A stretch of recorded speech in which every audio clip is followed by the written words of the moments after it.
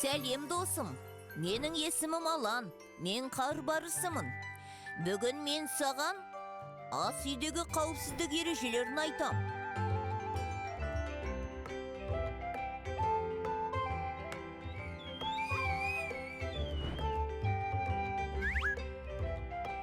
Пеш пен сіріңке ас үйдегі ең қауіпті заттар, сондықтан оларға жоламауға тырыс.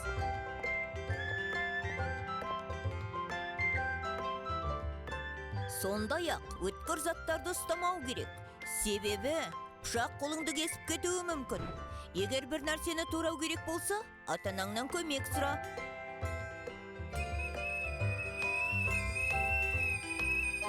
Тамақ дайындайтын пешке жақындама, күйіп қалуың мүмкін. Ал егер ыстық затты алу керек болса, онда ас үй қолғабын пайдалан.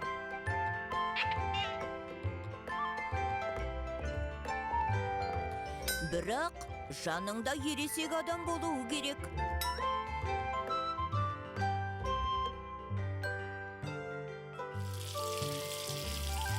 Электр тоғына қосылатын құрылғыларды су қолыңмен ұстама.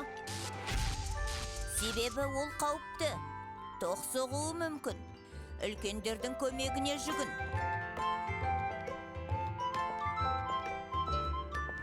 Ешқашан тоңазытқыштың есігін ашық қалдырма, бұзылып қалуы мүмкін. Бұзылып қалса, ішіндегі тамақтар ашып кетеді.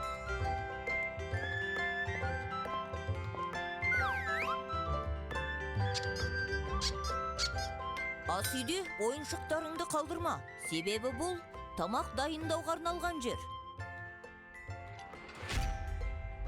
Аяқ астында жатқан ойыншыққа шалынып, тамаққа күйіп қалуың мүмкін. Ал енді досым, ең маңызды ережелерді еске түсірейік.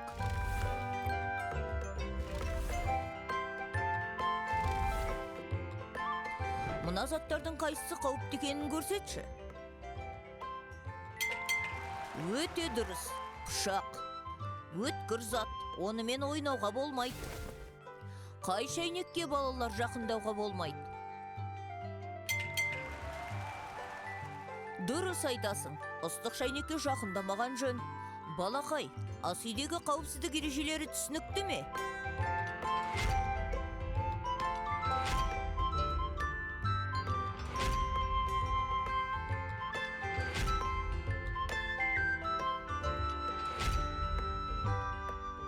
Оларды үнемі есте сақта. Келесі кездескенше.